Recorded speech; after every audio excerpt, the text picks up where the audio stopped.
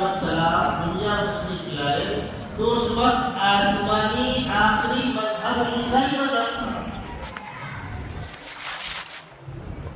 اس وقت دنیا میں آخری آسمانی مذہب عیسائی مذہب تھا، اور اس وقت دنیا میں آخری پیغمبروں میں سے حضرت عیسیٰ علیہ السلام تھے جن کو اللہ نے زندہ آسمان پہ اٹھا لیا تھا. بہت مشہور واقعہ ہے کہ جب اللہ کے نبی صلی اللہ علیہ وسلم پر پہلی مرتبہ وحی نازل ہوئی اور جبرائیل امین نے آپ کو اپنے بازوؤں کے بیچ میں دبایا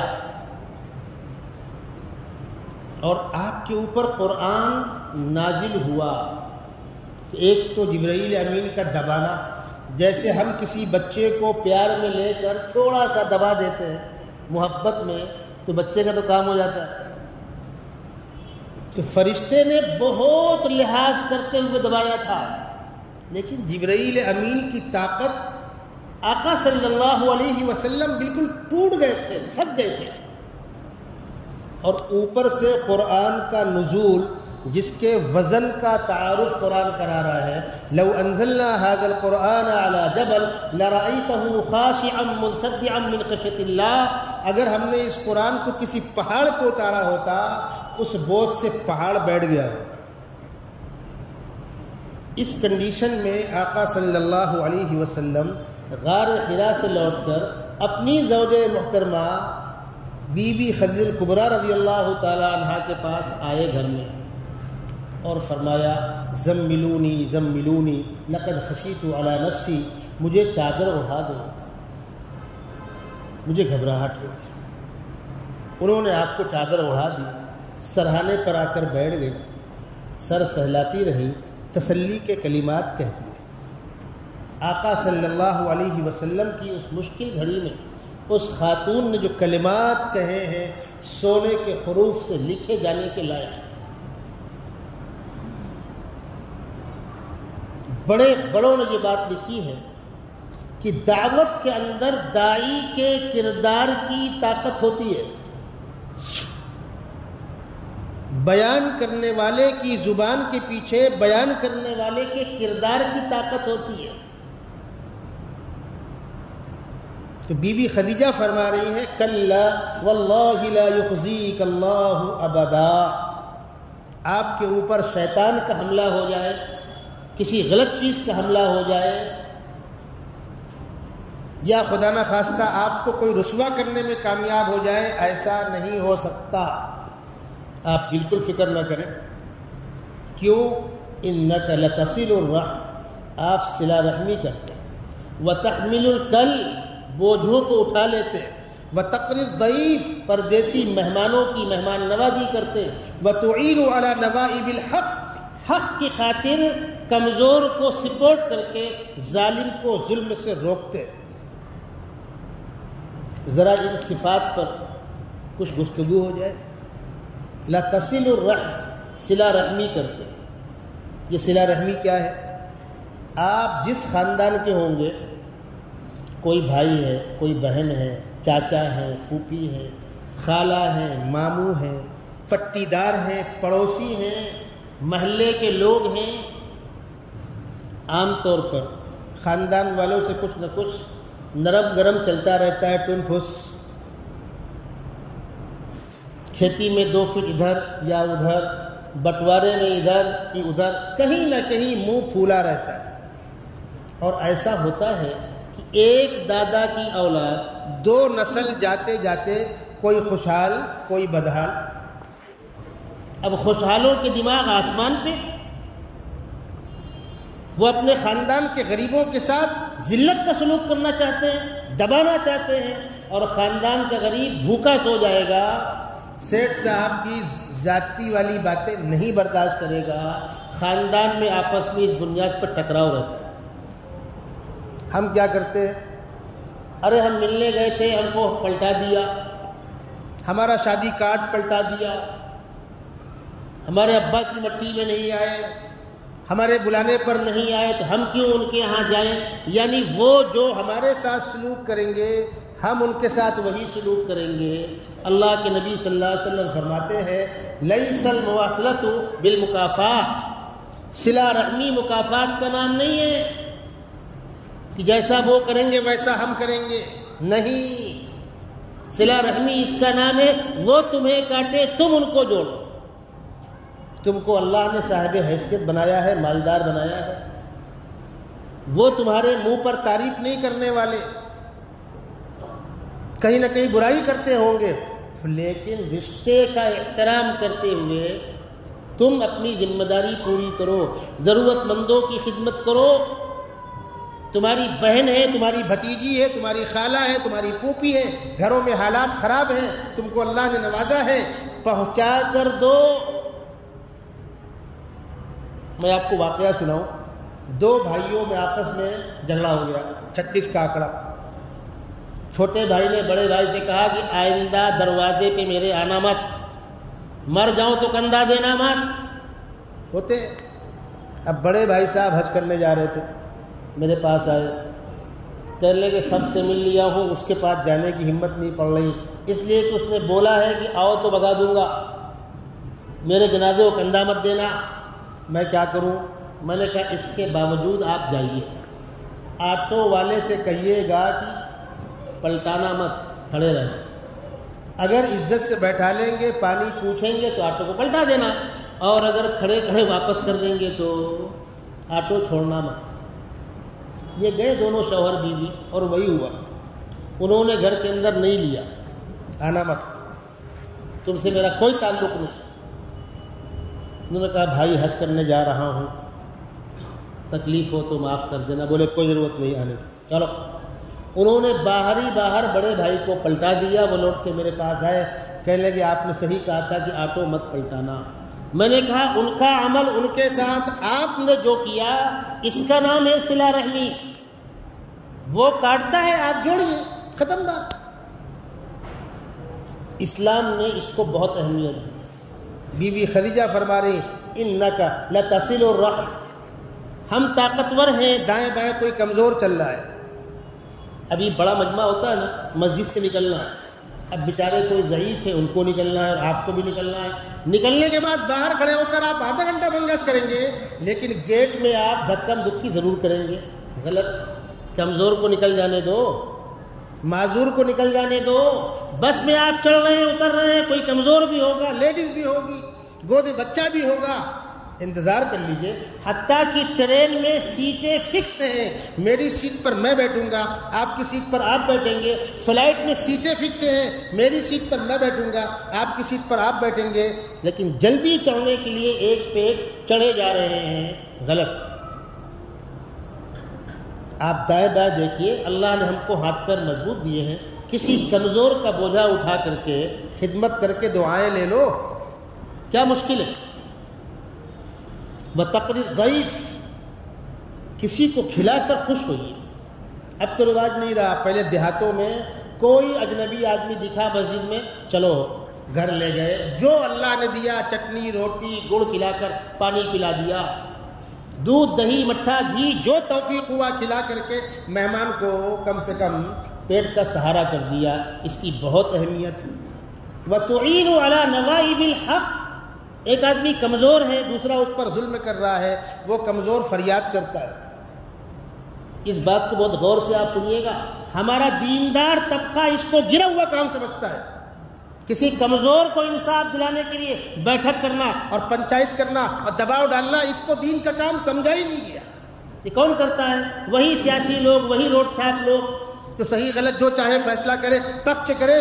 دیندار لوگوں نے اس کام کو کام سمجھا ہی نہیں ہے، جبکہ یہ بہت بڑا کام، ایک بچی کا گھر بگڑنے سے بچ جائے، ایک کمزور کو انصاف مل جائے۔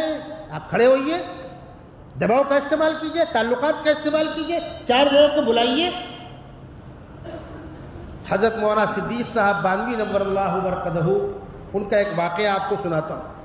ہم لوگ اس وقت عربی سوم چہارم میں رہے ہوں گے، مولانا آپ آگے آ جائیں۔ ہم لوگ سوم چہارم میں رہے ہوں گے، حضرت نے فرمایا کچھ مہمان آ رہے ہیں اور وہ بس سے اتریں گے، بس اس وقت دور کھڑی ہوگی، ان کو میرے گھر تک جانا ہے، برسات کا موسم ہے، کیچڑ نہ لگے، ایسی کوئی شکل ہو کہ مہمان کے پیر میں کیچڑ نہ لگے۔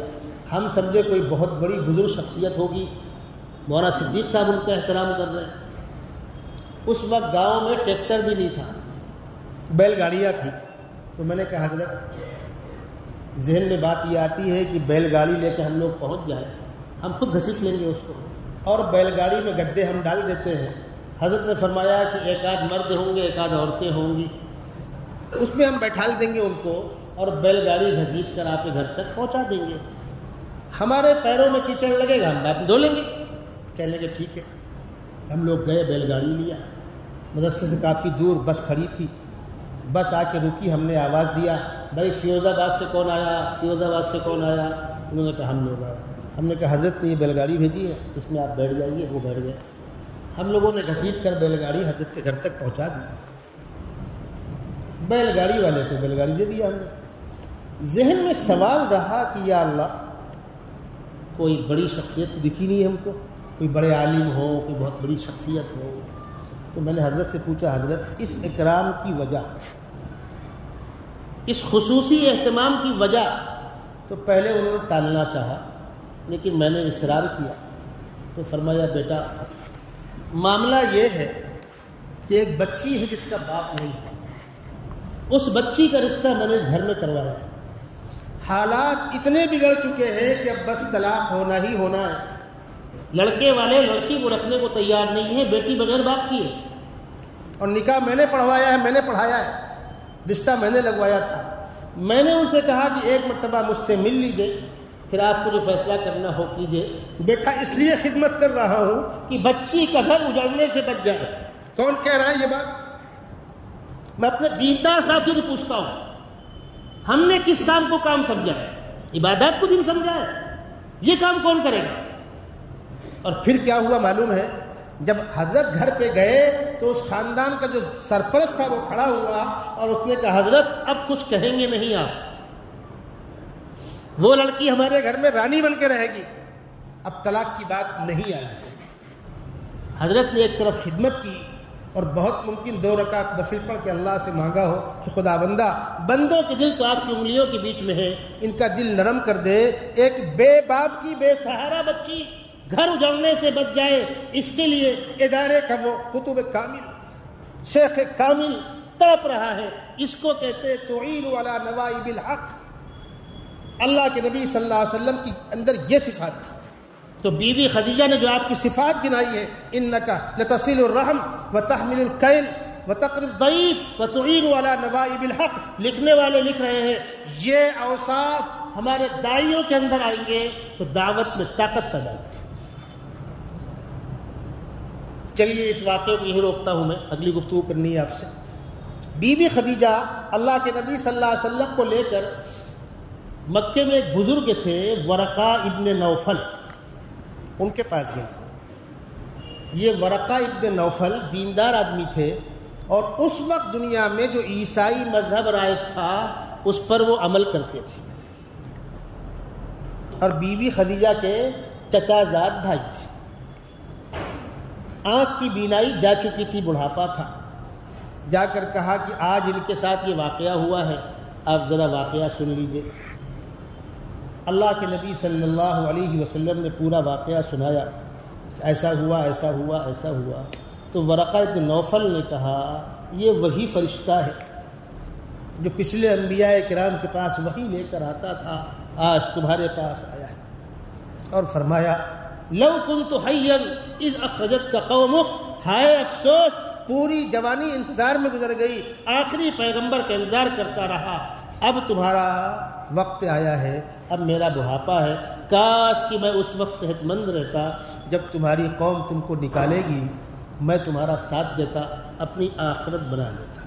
لو کنت حیا اذ اخرجتک قومک، اللہ کے نبی صلی اللہ علیہ وسلم کے کان میں یہ آواز پڑی۔ وہ مکہ جس میں آپ نے 40 سال اس شان کے ساتھ گزارے تھے کہ کوئی آنکھ ساتھ ملا کے بات نہیں کرتا تھا، بجائے نام لینے کے لوگ صادق و امین کہتے تھے، وہ مکے والے آپ کو نکال دیں گے؟ تو آپ نے بڑے تعجب سے پوچھا چچا اوا مخرجی یا ہم، مکے والے مجھ کو نکال دیں گے؟ کہا بیٹا ہاں، جس دعوت کو لے کر کھڑے ہوئے ہو، اس دعوت کو لے کر جو کھڑا ہوا ہے، قوم نے اس کے ساتھ وہی سلوک۔ تو حضرت ورقہ ابن نوفل اس وقت نصرانی مذہب پر عمل کرتے تھے. اللہ کے نبی صلی اللہ علیہ وسلم کی آمد کے وقت دنیا کے اندر جو آسمانی مذہب موجود تھا وہ عیسائیت کا مذہب تھا. عیسیٰ علیہ السلام آ چکے تھے، کتاب نازل ہو چکی تھی، ان کو ماننے والی امت کرسچن عیسائی امت موجود تھی.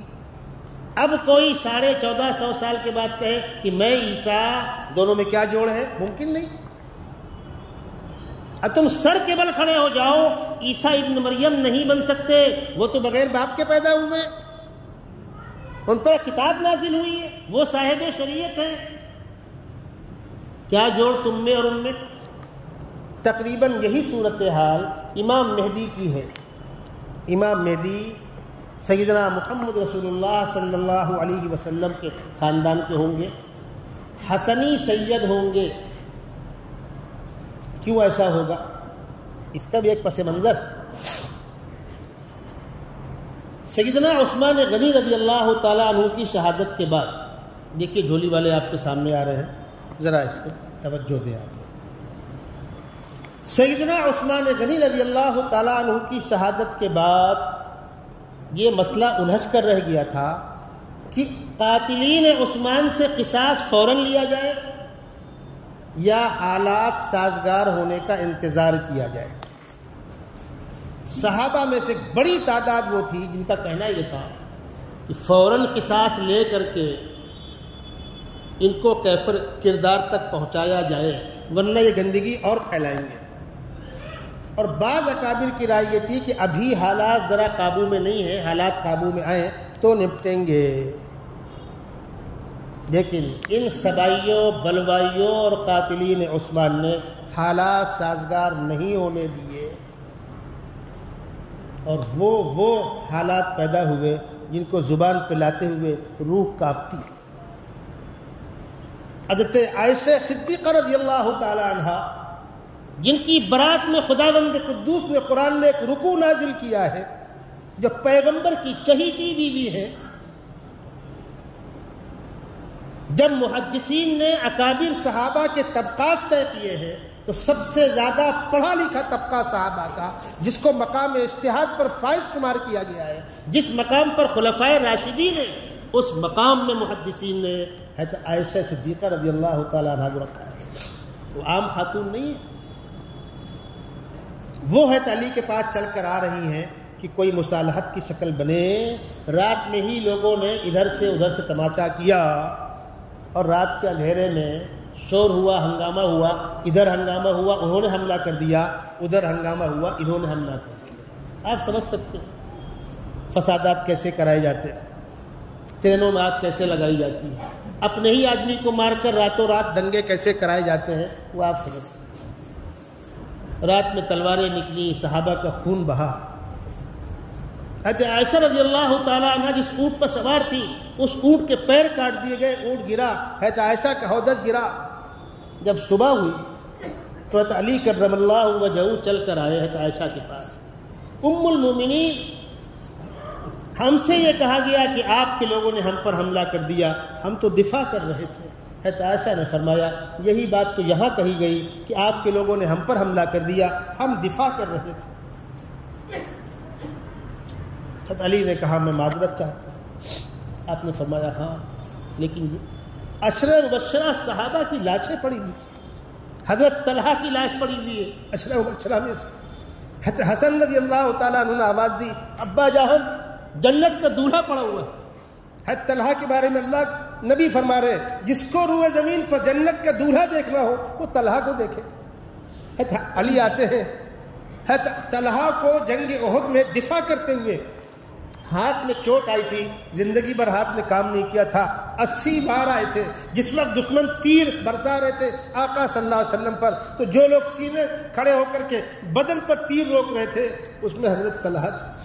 حضرت علی نے آ کر کے حضرت طلحہ کا ہاتھ کھایا ہے اور چوما ہے. خداوندہ تو گواہ رہنا میں ان چیزوں سے بیزار ہوں، میرا اس سے کوئی تعلق نہیں. علی تو پہلے ہی مر گیا ہوتا، یہ دن دیکھنے کی نوبت نہ آئی ہوتی. یہ میں آپ کو بڑوں کا مقام بتلا رہا ہوں.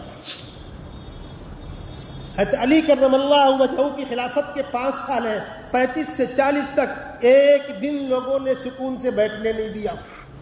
اور بالآخر جب حالات اس موڑ پر پہنچے کہ اب کوئی نہ کوئی حل کی شکل نکل آئے گی، تو سیدنا علی کرم اللہ وجہہ کو جامع مسجد کوفہ میں فجر کی نماز پڑھانے وہ آ رہے تھے، مردود بدبخت عبد الرحمن ابن ملجم نے سامنے سے سل پر تلوار کی وار کر کے آپ کو شہید کر دیا۔ جب حضرت علی کو زخم لگا اور آپ گرے تو آپ نے اپنے بڑے بیٹے حسن سے فرمایا تھا، حسن تم تو دیکھ رہے ہو میرے ساتھ کیا سلوک کیا ہے لوگوں نے، 5 سال مجھ کو سکون سے نہیں رہنے دیا، بیٹا اگر میرے بعد امت تمہارے ہاتھ پر بیعت کرے گی تو کسی بھی قیمت پر حضرت امیر معاویہ رضی اللہ تعالیٰ عنہ سے مصالحت کر لینا، مسلمانوں کا خون اب نہ بہے۔ اور بالآخر وہی ہوا، حضرت حسن رضی اللہ تعالیٰ عنہ نے مصالحت کر لی۔ واقعہ بہت لمبا ہے، اختصار سے کہہ رہا ہوں۔ حضرت حسن کو امت نے امیر چن لیا تھا، آپ نے دستبرداری قبول کی اور حضرت امیر معاویہ کو امیر بنا کر کے عالم اسلام کا ایک امیر ہوگا، 2 نہیں ہوں گے، مسئلہ وہیں ختم۔ قرب قیامت میں جب خداوند قدوس امام مہدی کو ظاہر کر رہے ہیں تو اسی خاندان کے نوجوان کو، حسنی سید ہے، دادا ابا نے امت کے لیے آئی ہوئی خلافت کو قربان کیا تھا، اللہ تعالیٰ اس بھرم کو برقرار رکھتے ہوئے اسی خاندان کے نوجوان کو امام مہدی کا منصب عطا فرما رہے ہیں۔ یہ ہے وجہ ان کے حسنی سید ہونے کی۔ مدینہ منورہ پیدا ہوں گے، خاموشی کے ساتھ زندگی گزارتے ہوں گے۔ اللہ کے نبی صلی اللہ علیہ وسلم فرماتے ہیں یواتی اسمہ بھی اسمی و اسم ابیہ بھی اسمی ابی، ان کا نام میرے نام جیسا، ان کے ابا کا نام میرے ابا کے نام جیسا۔ یہ حدیث کے الفاظ ہیں۔ اب اس کو آپ آسان زبان میں کہیے، ان کا نام میرا نام جیسا یعنی محمد، اور ان کے ابا کا نام میرے ابا کے نام جیسا یعنی عبداللہ، تو ان کا نام ہوگا محمد ابن عبداللہ، جن کے حالات پر میں نے گفتگو کی۔ اب آپ پوچھیں، آج کے مدعیان مہدویت ہندوستان کے اندر 100 سے زیادہ لوگ ہیں جو اپنے آپ کو مہدی کہتے ہیں۔ فرق کیا ہوتا ہے؟ کسی کے پیچھے بڑوں کا ہاتھ ہوا تو مشہور ہو گیا۔ یہ شکیل ابن حنیف جو دربھنگا کا رہنے والا، اسکولی تعلیم ہے اس کی، دینی کوئی تعلیم نہیں ہے، اسکولی تعلیم ہے، اور تقریباً 20 سال تک داڑھی مجھ ساتھ پینٹ شرٹ پہنتا ہے، وہ فوٹو ریکارڈ ہے میرے پاس موجود ہے۔ یہ منہ مسور کی دال، پینٹ شرٹ پہنا ہوا ہے، سرٹیفکیٹ لکھا ہوا ہے شکیل خان، محمد شکیل بھی نہیں ہے۔ دلی آیا روزگار کی تلاش میں، جس مکان میں ٹھہرا تھا میں اس مکان میں گیا، میں نے جا کر ان لوگوں سے ملاقات کی، کہنے لگے مولانا کاش کہ ہم کو پہلے معلوم ہوتا ہے کمبخت آئندہ ہی تماشا کرنے والا ہے، اس کی ساری کاپیاں اور سارے رجسٹر ہمارے ہی پاس تھے۔ میں نے کہا ایک فوٹو کاپی مار دی ہوتی۔ بولے خستہ حال تھا، مقامی جماعت کے کام سے جڑا، لوگوں کی ہمدردیاں حاصل کیا، دوا علاج کرتا تھا، ہارڈ ویئر کی دکان تھی، یہ تھا وہ تھا۔ پھر اس نے 95 کے آس پاس پر پرزے کھولنے شروع کیے۔ جب باطل کی طرف سپورٹ ملا اور وہیں دلی میں ہی اس نے کہا کہ مجھ کو الہام ہوتا ہے، میں مہدی ہوں، فلاں ہوں، فلاں ہوں، تو وہاں کے علماء نے باقاعدہ میٹنگ بلائی اور اس کی طبیعت سے خبر لی اور بھگایا اس کو، حتیٰ کہ ٹرین میں بیٹھال دیا۔ بہار جو ٹرین جا رہی جائے یہاں سے، وہ چلا وہاں سے اگلے اسٹاپ کو اتر گیا، کچھ دن وہیں گھومتا رہا، محلہ نبی کریم اور محلہ فلاں نگر دلی کے اندر، یہ جو آپ کے سیلم پور کا علاقہ ہے اسی پٹے میں وہ تھا۔ پھر وہاں سے وہ دھلیا آ گیا، دھلیا کے بعد اورنگ آباد آ گیا۔ اورنگ آباد شہر کے باہر کے علاقے میں کھلا میدان تھا، کچھ زمینیں اس کو دلا دی گئی، وہاں وہ رہتا ہے، آس پاس اس کے ماننے والے چاہنے والے لوگ رہتے ہیں۔ میں نے بارہا کہا اس کے چاہنے والوں سے کہ بھائی امام مہدی جو واقعتاً امام مہدی ہوں گے، وہ اپنا پرچہ بانٹ کر مہدیت کا اعلان نہیں کر رہے ہوں گے، وہ پمفلیٹ بانٹ کر مہدویت کا اعلان نہیں کر رہے ہوں گے، وہ مدینہ منورہ پیدا ہوں گے، وہیں رہیں گے۔ جو علامتیں ہیں کہ ان حالات میں امام مہدی کا ظہور ہوگا، وہ علامتیں ظاہر ہو رہی ہوں گی۔ وہ کیا ہوں گی؟ عرب کا حکمراں مارا جائے گا، نیا حکمراں منتخب نہیں ہوگا، اس سال حج بلا امیر حج کے ہوگا، اوپن علامتیں۔ ان علامتوں کے ظاہر ہونے کے بعد امام مہدی یہ سوچ کر کہ میں مدینہ منورہ میں رہتا ہوں، لوگ مجھے پہچان کر ذمہ داری میرے حوالے نہ کر دیں، وہ خاموشی کے ساتھ وہاں سے مکے آ جائیں گے، حج میں شریک ہوں گے اور حج کے بعد خانہ کعبہ کا طواف کر رہے ہوں گے۔ لیکن حالات جو بتلائے گئے حدیث شریف کے اندر، ان حالات کی بنیاد پر اہل اللہ طواف کرتے ہوئے چہرے پہچانتے ہو۔ کیوں؟ حدیث شریف میں آیا ہے بڑے خوش قسمت لوگ ہوں گے وہ جو امام مہدی کا لشکر بنے، اور فرمایا گیا تم کو جب اطلاع مل جائے ان کے ظاہر ہونے کی، چاہے برف کی سل کے اوپر، برف کی چٹان کے اوپر تم کو رگڑ کر چل کے جانا پڑے۔ یہ تعبیر کیا ہے؟ برف کی چٹان کے اوپر چلنا آسان نہیں ہوتا ہے، تم کو برف کی چٹان کے اوپر لیٹ کر چل کر جانا پڑے، تب بھی جا کر امام مہدی کے لشکر میں شامل ہوگا۔ یہ فضیلت ہے، اور جو لوگ اس میں شامل ہو کر خدمات انجام دیں گے جنت کی خوشخبری ہے ان کے لیے۔ تو اہل اللہ دیکھتے ہوں گے، اور بالآخر نگاہ آ کے ٹکے گی امام مہدی کے چہرے پر۔ حضرت حسن رضی اللہ تعالی عنہ، اللہ کے نبی صلی اللہ علیہ وسلم کے چہرے سے کافی مشابہت تھی ان کو۔ امام مہدی کا چہرہ حضرت حسن رضی اللہ تعالی عنہ کے چہرے کے مشابہ ہوگا۔ وہ علامتیں کتابوں کے اندر موجود ہیں۔ محدثین نے اللہ کے نبی صلی اللہ علیہ وسلم کا حلیہ، چہرہ، بال، آنکھیں، دانت، ہونٹ، انگلیاں، ناخن، سب پر گفتگو کی ہے، ایک ایک ادا پر گفتگو کی ہے، وہ تو ریکارڈ کے اندر موجود ہے۔ تو محدثین کے یہاں یہ بات مشہور ہے کہ حضرت حسن رضی اللہ تعالی عنہ کا چہرہ اللہ کے نبی صلی اللہ علیہ وسلم کے چہرے سے کافی مشابہ تھا۔ سیم تو نہیں ہو سکتا، وہ تو ان کا ہی مقام ہے۔ امام مہدی کا چہرہ حضرت حسن رضی اللہ تعالیٰ عنہ کے چہرے کے قریب قریب مشابہ ہوگا۔ حالات وہ ہوں گے تو اہل اللہ پہچانتے ہوں گے چہروں کو، اور جب امام مہدی کے چہرے پر نگاہ ٹکے گی اور پوچھیں گے انت محمد ابن عبداللہ، تو وہ کہیں گے نعم، تو اکابر کہیں گے بس امت بڑی بے قرار ہے، اب آپ امت کی لگام اپنے ہاتھ میں لیجئے۔ وہ انکار کرتے ہوں گے، امت اصرار کرتی ہوگی، بالآخر خانہ کعبہ کا دروازہ اور مقام ابراہیم کے بیچ میں بیٹھ کر امام مہدی کے ہاتھ پر بیعت ہوگی، اور پوری دنیا میں اس کی اطلاع پھیل جائے گی۔ پھر امام مہدی مکے سے مدینے آئیں گے، نانا جان کے روضہ اقدس پر صلاۃ و سلام کا نذرانہ پیش کر کے سیدھا شام کا رخ کریں گے۔ شام میدان جنگ ہوگا، 6 سال تک مسلسل جنگ میں مصروف رہیں گے۔ 7ویں سال دجال ظاہر ہوگا، اور 8ویں سال عیسیٰ علیہ السلام آسمان سے اتر آئیں گے۔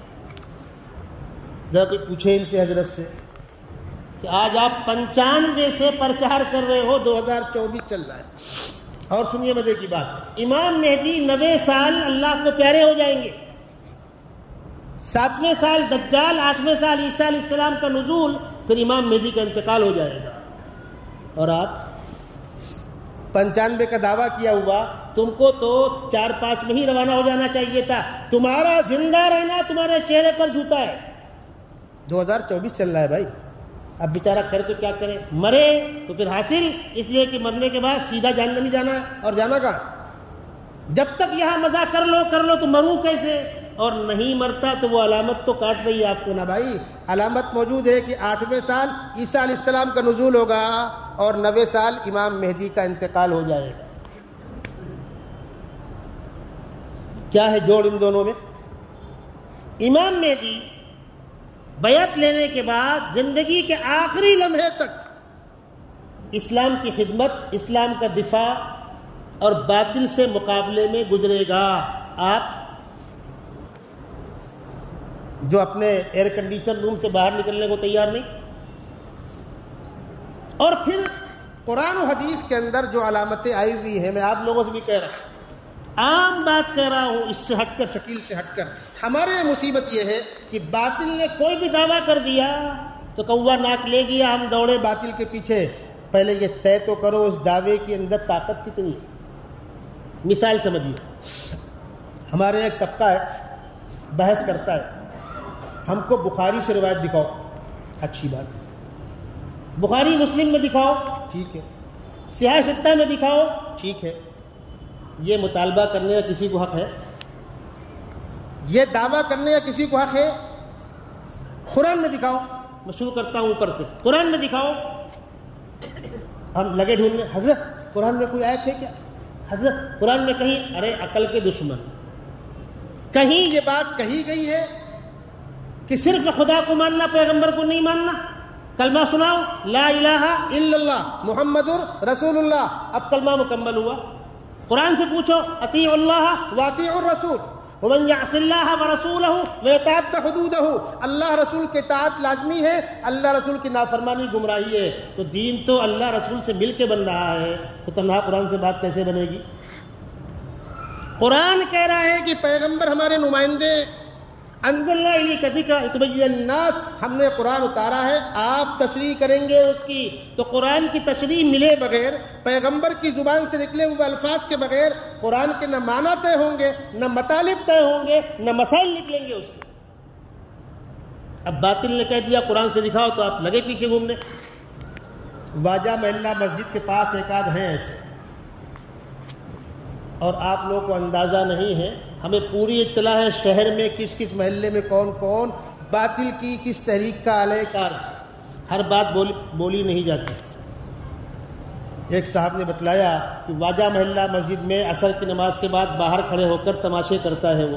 میں نے کہا ٹھیک ہے آتا ہوں میں نے وہاں عصر کی نماز پڑھی، وہ کھڑا ہوا تھا، بات چالو تھی، فلاں چیز قرآن میں دکھاؤ، فلاں چیز قرآن میں دکھاؤ۔ تو میں نے اس سے پوچھا کہ دین کی تمام چیزیں قرآن میں ہوں گی؟ اس نے کہا بالکل ہوں گی، اللہ کی آخری آسمانی کتاب ہے۔ میں نے کہا ٹھیک ہے۔ گندگی ناپاکی کی بنیاد ہے پیشاب اور پاخانہ، باقی چیزیں اس سے مل کر گندی ہوتی ہیں یا اس جیسی گندی ہوتی ہیں، بنیاد ہے پیشاب اور پاخانہ۔ ہے پیشاب پاخانہ ناپاک ہے، دکھاؤ قرآن میں۔ چل اب چپ۔ میں نے کہا اس کو پکڑ کے لے جاؤ سنداس میں، تھوڑا کھلاؤ کم وقت کو۔ میں نے کہا کل اس کا جواب لے کر آنا، ورنہ میں نے کہا محلے کے لوگوں سے کہ چپلوں سے اس کی سواگت کرو مردود کی۔ اسلام میں اندر آنے کا انٹری گیٹ ہے لا الہ الا اللہ محمد رسول اللہ۔ قرآن میں یہ کلمہ کہیں نہیں ہے ایک ساتھ، مذاق بنا رکھا ہے، باطل نے دعویٰ کر دیا، ہم نے اس کو ایکسیپٹ کر لیا۔ یہی صورتحال ہے۔ قرآن کی تشریح حدیث ہے، اور حدیث کی تشریح اللہ کے نبی صلی اللہ علیہ وسلم کی زندگی ہے۔ کون سا واقعہ مقدم، کون سا واقعہ مؤخر، یہ بتلائے گا کون؟ یہ بتلائیں گے خلفائے راشدین، یہ بتلائیں گے ازواج مطہرات، یہ بتلائیں گے عشرہ مبشرہ، یہ بتلائیں گے اکابر صحابہ۔ اسی لیے صحابہ کو کاٹ کر پیغمبر علیہ السلام کی زندگی تک پہنچنا ممکن نہیں ہے۔ اور خود آقا علیہ السلام فرما رہے ہیں علیکم بسنتی وسنت الخلفاء الراشدین، میرا طریقہ اور میرے تربیت کردہ ہدایت یافتہ خلفاء کا طریقہ، اس کو مضبوط پکڑو۔ جب پیغمبر خلفاء کو سرٹیفکیٹ دے رہے ہیں کہ ان کا طریقہ میرا طریقہ ہوگا، ان کی گفتگو میری بات کی تشریح ہوگی، اس کے بعد بھی مرغے کی ایک ٹانگ، وہ خلفاء پیغمبر تو نہیں ہے، وہ خلفاء معصوم تو نہیں ہے۔ ارے پیغمبر نہیں ہے، معصوم نہیں ہے، پیغمبر کے سرٹیفکیٹ دیے ہوئے تو ہیں۔ جس طرح پیغمبر خدا نہیں ہے، لیکن خدا ہی تو کہہ رہا ہے اطیعوا اللہ واطیعوا الرسول۔ اب پیغمبر کو نہ ماننا اللہ کی ماننا ہوا، اب خلفاء کو نہ ماننا پیغمبر کی ماننا ہوا، اب صحابہ کو نہ ماننا پیغمبر کی ماننا ہوا۔ تو یہ جو مطالبے آتے ہیں کہ ہم کو صحاح ستہ سے دکھاؤ، پلٹ کے پوچھو کتابوں کے نام بتاؤ ذرا، کم وقتوں کو نام تک یاد نہیں، رٹ لیا۔ کچھ لوگ میرے پاس آئے، میں نے ان سے کہا صحاح جمع ہے صحیح کی، ستہ کے معنی 6 وہ معتبر کتابیں جو صحیح ہیں، یہی معنی ہے؟ بولے ہاں، مدرسے کی بات ہے۔ میں نے وہ 6 کتاب منگا دی، کھولو اس کو، بخاری شریف کھولو، اس پہ لکھا ہے صحیح البخاری، مسلم شریف کھولو صحیح المسلم، ترمذی کھولو سنن الترمذی، ابو داود کھولو سنن ابی داود۔ یہ کیا ہے؟ اس پر صحیح کیوں نہیں لکھا اوپر؟ امت صحاح ستہ کہہ رہی ہے، کتاب کے پہلے پیج پر صحاح ہی نہیں ہے۔ اب میرا منہ دیکھ رہا ہے، میں نے کہا اتنا ہی رٹ کے آئے تھے بس؟ ارے ظالم، تمہارے بڑے کہ تم کو گمراہ کر رہے، ان تک کو نہیں معلوم ہے کہ پہلے پیج میں صحیح کہاں لکھا جائے گا اور سنن کہاں لکھا جائے گا۔ ایمانیات سے گفتگو ہوگی تو صحیح لکھا جائے گا، اور کتاب الطہارت کی ترتیب پر گفتگو ہوگی تو سنن لکھا جائے گا۔ الف کا نام لٹ نہیں آتا ہے، اب باطن फुलझड़ी छोड़ दी। ابھی ایک ہفتے پہلے کی بات ہے، میں سفر میں تھا، ایک صاحب کہنے لگے ایک سوال آیا ہوا ہے، کیا ہے؟ بولے عیسیٰ علیہ السلام جنت میں ہے، آپ لوگ کہتے ہو؟ ہم نے کہا ہاں۔ پیشاب پخانہ کہاں کرتے ہوں گے؟ کیا فکر ہے بھائی لوگوں کو؟ تو میں نے پوچھا میدان محشر برپا ہوگا، جنت میں لوگ جائیں گے، ان کے بارے میں کیا فرماتے؟ ارے مرنے کے بعد جب آخرت کا حساب ہو جائے گا جنت میں جائیں گے نا بھائی، جائیں گے، پیشاب پخانہ کہاں کرتے ہوں گے؟ تو پہلے پوچھو پروردگار سے ان کا سیفٹی ٹینک کدھر ہے، ڈرینیج لائن کدھر ہے، تب بھیجیں گے ہم۔ ارے عقل کے دشمنوں، حدیث کے اندر صاف الفاظ موجود ہیں، جنت میں ڈکار آئے گی، ڈکار، نہ پیشاب نہ پخانہ نہ تھوک نہ پسینہ، کچھ نہیں ہوگا، بدن خوشبو مارتا ہوگا، جتنا چاہیں گے کھائیں گے، ڈکار آئے گی اور ہضم ہو جائے گا، پیشاب پکانے کا تصور ہی نہیں ہے۔ اب عیسیٰ علیہ السلام وہاں ہے تو آپ کے پیٹ میں درد ہو رہا ہے، اس لیے کہ آپ کو عیسیٰ بننا ہے، یہ منہ و مسور کی دال۔ امام مہدی مدینہ منورہ میں کیوں پیدا ہوں گے؟ آپ کے پیٹ میں درد ہو رہا ہے۔ سادات میں سے کیوں ہوں گے؟ اس پر گفتگو چالو ہے۔ نسب تو محفوظ نہیں رہے، اس پر گفتگو۔ ارے چور تو اپنی اوقات بتلانا بھائی۔ دربنگا میں پیدا ہونے والا وہ شخص جو بالغ ہونے کے 8-9 سال بعد تک، نماز تو آپ چھوڑیے، چہرے پر داڑھی نہیں ہے اس کے، وہ بنے گا امام مہدی؟ یہ باطل کے اعلی کار ہے، باطل افراد کا انتخاب کرتا ہے۔ ایک بہت بڑے مناظر تھے، میں نے ان سے کہا حضرت مرزا غلام احمد قادیانی کے بارے میں 2 باتیں ایک ساتھ ٹکراتی ہے، سمجھ میں آتا نہیں۔ وہ چوتھی فیل تھا، پرائمری 4 تک پڑھا تھا، بعد لوگوں نے کہا چوتھی پاس، بعد نے کہا چوتھی فیل، چلو چوتھی پاس۔ جو آدمی چوتھی پاس ہوگا وہ اتنی موٹی موٹی کتابیں لکھے گا قرآن و حدیث کے حوالے سے؟ وہ شکیل ابن حنیف جو کسی ادارے میں پڑھا ہوا نہیں ہے، اس کی تعلیم اسکولی تعلیم ہے، وہ دینی امور پر کتابیں لکھے گا؟ انہوں نے کہا بیٹا تم نے بڑا اچھا سوال کیا، بڑا اہم سوال کیا۔ انہوں نے کہا بیٹا ہوتا یہ ہے کہ باطل کے افراد بیٹھے ہوئے ہیں اسلام پر اور اسلام کے خلاف ریسرچ کرنے کے لیے، انشاءاللہ کبھی موقع بتلاؤں گا دنیا میں کہاں کہاں ایسے ادارے ہیں جو مسلمانوں کے نہیں ہیں، اسلام مخالف تنظیموں اور تحریکوں کے ہیں، اور ان کے اندر پڑھنے والے طلباء اگر آپ فوٹو دیکھیں تو لگے گا کسی بہت بڑے دینی ادارے کے طلباء ہیں، داڑھی ٹوپی جبہ دستار، مسجد، قال اللہ قال رسول، اور ان میں سے ایک مسلمان نہیں ہے۔ کیا کرتے ہیں؟ ان کو وہاں رکھ کر کے اسلام کا ریسرچ اور اسلام کو نقصان پہنچانے کے لیے کیا کیا حربے استعمال کر سکتے ہیں، یہ فارمیٹ بن کے ریڈی رہتے ہیں۔ اب یہ بندوق کس کے کندھے پر رکھی جائے، ان کندھوں کی تلاش ہوتی ہے۔ مل گیا کوئی، چل بھائی تیرے نام سے، تیرے رہنے سہنے کھانے تقریب کاری سارے خرچے ہم دیں گے تمہارے نام سے۔ تو مرزا غلام احمد قادیانی کے نام سے جو مواد موجود ہے وہ اس کا لکھا ہوا نہیں ہے مردود کا، اس کے پیچھے تحقیق نور الدین، انشاءاللہ کئی موقع ہو بتلاؤں گا۔ آج تو مجھے آپ کو یہ پوائنٹ کلیئر کرنا تھا کہ امام مہدی کن حالات میں ظاہر ہوں گے اور کیا کریں گے، کتنا رہیں گے دنیا کے اندر۔ عیسیٰ علیہ السلام کا نزول ہوگا، امام مہدی اللہ کو پیارے ہو جائیں گے، پھر عیسیٰ علیہ السلام بقیہ عمر پوری کریں گے، شادی کریں گے، صاحب اولاد ہوں گے۔ روضہ اقدس میں چوتھی قبر کی جگہ خالی ہے، وہاں وہ دفن ہوں گے۔ عیسیٰ علیہ السلام شریعت محمدیہ کی پیروی کر رہے ہوں گے، ان کے نازل ہونے اور دجال کو مار دینے کے بعد ساری عیسائی دنیا عیسیٰ علیہ السلام کے ہاتھ پر کلمہ پڑھ لے گی، یہودی مارے جائیں گے، چند کے ماں سوا سب مارے جائیں گے۔ 3 ہی آسمانی مذاہب دنیا کے اندر اس وقت موجود ہے، عیسائیت، یہودیت اور اسلام۔ یہودی مارے جائیں گے، دجال مارا جائے گا، چند کو چھوڑ کر کوئی توبہ نہیں کرے گا، سب مارے جائیں گے۔ عیسائیت، سارے عیسائی عیسیٰ علیہ السلام کے ہاتھ پر کلمہ پڑھیں گے اور وہ شریعت محمدیہ کی پیروی کر رہے ہوں گے۔ اس طرح اس وقت دنیا میں صرف اور صرف اسلام کا سکہ بلند ہوگا، اسلام کا جھنڈا بلند ہوگا۔ باقی بہت سے ہیں، ہمارا بھی کہیں سے ہے، ہماری بھی کسی کتاب تعلق ہے، بنیاد کسی کے پاس نہیں ہے۔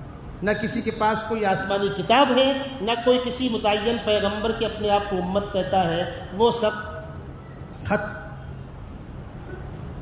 بچیں گے دو مذاہب، عیسائیت اور اسلام، اور عیسائیت عیسیٰ علیہ السلام کے توسط سے اسلام میں داخل ہو جائے گی۔ اس بات کو کہا گیا ہے کہ عیسیٰ علیہ السلام کے آنے کے بعد دنیا کے اندر صرف اور صرف اسلام کا بول بالا ہوگا۔ پھر عیسیٰ علیہ السلام کا انتقال ہوگا، پھر دنیا کے اندر فتنہ فساد بڑھے گا، پھر قیامت آئے گی جس پر میں نے گفتگو کی۔ تو پچھلی مرتبہ میں نے وعدہ کیا تھا کہ میں شکیل پر گفتگو کروں گا انشاءاللہ۔ موضوع بہت تفصیلی ہے، پورے ملک میں ان موضوعات پر بڑے بڑے سیمینار، بڑی بڑی کانفرنسیں ہو رہی ہیں۔ اگست کے مہینے میں 22 اگست کو دارالعلوم دیوبند نے ایک بہت بڑی میٹنگ بلائی تھی پورے ملک سے مخصوص لوگوں کی۔ مجھ کو بھی اچانک راتوں رات جانا پڑا تھا، میں جمعہ میں اس وقت حاضر نہیں رہ سکا تھا۔ تو اکابر فکر مند ہیں، کام ہو رہا ہے۔ آپ کے شہر میں بھی جو اللہ کے بندے اس میدان میں کام کر رہے ہیں، آپ سامنے بتائیے، لیکن پیچھے سے کم سپورٹ تو کیجیے، حوصلہ افزائی تو کیجیے۔ مسجد کے ذمہ داران ہیں، اگر آپ کے ممبر سے اس موضوع پر کہیں بیان کرنے کا تقاضا ہے، ان کو روکیے مت، اس کو خلاف شرع کام مت سمجھیے۔ یہ بہت بڑا اہم کام ہے۔ آقا صلی اللہ علیہ وسلم کی نبوت اور آقا صلی اللہ علیہ وسلم کی خاتمیت، جس طرح حضور کو نبی ماننا دین کا بنیادی پلر ہے، ایسی حضور کو خاتم النبیین ماننا یہ بھی دین کا بنیادی پلر ہے۔ سچے مہدی کو ماننا ضروری ہے، اور جھوٹے مہدیوں کو ان کا جھوٹ بتلانا اور ان کو کیفر کردار تک پہنچانا ضروری ہے۔ اللہ تبارک و تعالی امت کو سمجھنے کی توفیق عطا فرمائے۔